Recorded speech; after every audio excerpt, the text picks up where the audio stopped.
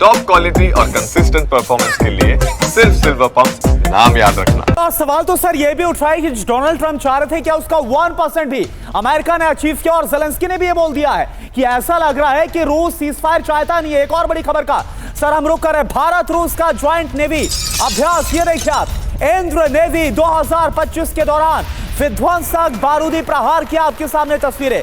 भारत रूस की नेवी ने समंदर में ताकत दिखाई है, वॉरशिप से समंदर और हवा में हमले की ड्रिल की गई है।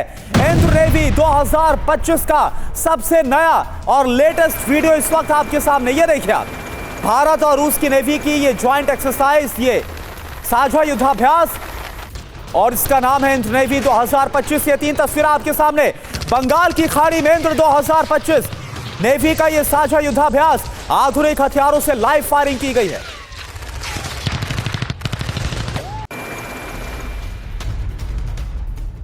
तो देखिए अभी तक की जो 8 बड़ी खबर है, फटाफट बिग बॉल का रुख करते हैं और बिग बॉल में आपको दिखाते हैं कि अभी तक आपने क्या देखा, वॉर जोन में क्या हो रहा है। फटाफट आपके सामने ये देखिए, गाजा फ्रंट की बात करें, गाजा में इजराइल ने कैसे विध्वंस मचाया हुआ है। इसके अलावा अगर रशिया यूक्रेन की बात करें, कैसे डोनेट्स्क में बड़े हमलों को अंजाम दिया गया रशिया की तरफ से। टॉरिस में बेलारूस से हमला किया गया, रशियन जो वेपन डिपो उसको तबाह कर दिया गया। और भारत रूस का ज्वाइंट नेवी अभ्यास, इस पर गौर करिए आप जरा। अब चलिए अगली खबर का हम रुक कर रहे हैं। अगली बड़ी खबर क्या है, अमेरिका और ईरान में इलेक्ट्रॉनिक वॉरफेयर के संकेत, जिसकी बात हमने सबसे शुरुआत में की थी। और इसी के साथ हमने आपको बताया कि कैसे जो युद्ध है, जिसका अल्टीमेटम अमेरिका ने दिया था, उसकी शुरुआत हो गई है। हॉर्मुज स्ट्रेट में इलेक्ट्रॉनिक वॉरफेयर सिस्टम को एक्टिव कर दिया है ईरान ने।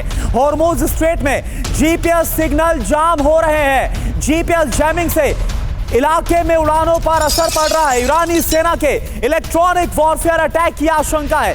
ईरान ऑब्जर्वर का इलेक्ट्रॉनिक वॉरफेयर पर बहुत बड़ा दावा। तो आप देखिए, अमेरिका के खिलाफ ईरान की तरफ से ई वॉर को डिक्लेयर कर दिया गया। तमाम जो नेविगेशन सिस्टम है उन्हें जाम कर दिया गया है। और देखिए हुआ क्या है, पर्शियन सी यानी कि जो फारस की खाड़ी है, वहां पर रास्ता भटक गया अमेरिकी सैन्य विमान। ये रिपोर्ट के हवाले से दावा किया जा रहा है, अमेरिकी विमान C-17 ग्लोब मास्टर ने अपना रास्ता भटक गया क्योंकि ईरान ने जीपीएस सिग्नल को जाम कर दिया था। C-17 के जीपीएस सिग्नल से छेड़खानी की आशंका है। कतर के अल उदैद बेस से उड़ान के बाद दिखा है एक बड़ा अजीब सा फ्लाइट पैटर्न। ये मैं आपको दिखाऊंगा, बिग वॉल पर ही आपको दिखाऊंगा, लेकिन आप देखिए और जानिए खबर को। ईरान के इलेक्ट्रॉनिक वॉरफेयर सिस्टम से हमले की आशंका, और उसके बाद जो C-17 ग्लोब मास्टर है अमेरिका का, उसका जीपीएस सिग्नल जाम हो गया। और वो कैसे अपना रास्ता भटका है, जो फ्लाइट का रूट है, उसे आप देखेंगे तो आपको समझ में आ जाएगा।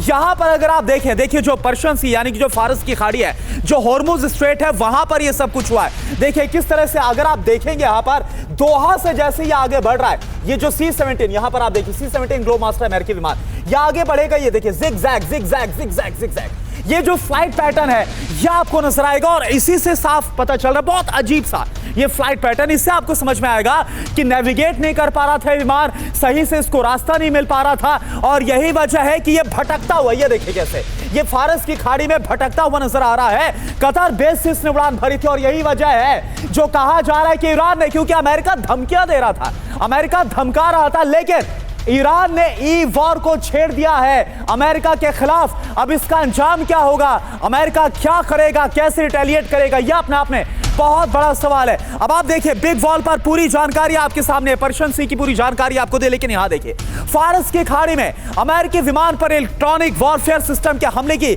आशंका है। सोर्स क्या है, ईरान ऑब्जर्वर सेंट डिफेंडर। फारस की खाड़ी में उड़ान भरते वक्त जीपीएस सिग्नल जाम होने की आशंका है, क्योंकि C-17 ग्लोब मास्टर भटकता हुआ नजर आया। कतर बेस से उड़ान के बाद C-17 ग्लोब मास्टर का फ्लाइट पैटर्न बदला है, जिगजैग नजर आ रहा है, और इससे पता चलता है कि कुछ तो वहां पर गड़बड़ी थी।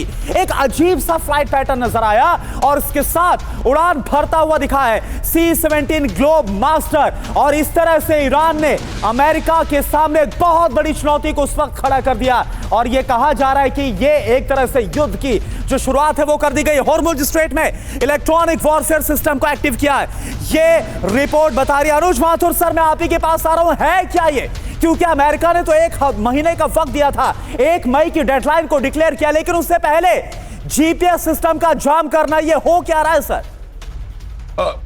करुणा, देखिए, सबसे ज्यादा इंपॉर्टेंट जो एस्पेक्ट है किसी भी वॉरफेयर का, वो electronic warfare, electronic support measures, electronic counter measures और इलेक्ट्रॉनिक काउंटर मेजर्स होते हैं सबसे ज्यादा इंपॉर्टेंट, क्योंकि इसके इस्तेमाल से आप शत्रु के अटैक करने की, हमला करने की काबिलियत के ऊपर डायरेक्ट हमला कर सकते हैं। और ये जो ईरान ने करके दिखाया है, ये एक मैसेज है अमेरिका को कि अगर आवश्यकता पड़ी तो हम लोग युद्ध के लिए तैयार हैं। आप देखिए करुणा, पिछले कुछ दिनों से किस प्रकार से अमेरिका लगातार धमका रहा है ईरान को, और लगातार डिगो गार्सिया में और जो अरेबियन सी में अपनी प्रेजेंस को कंसोलिडेट कर रहा है, इलेक्ट्रॉनिक वॉरफेयर की वो भी तैयारी कर रहा है लगातार अपने लॉजिस्टिक्स को। तो ये सब देखते हुए ईरान ने एक, मेरे को लगता है, एक ऐसा मैसेज दिया है कि हम लोग भी पूरी तरह से युद्ध के लिए तैयार हैं।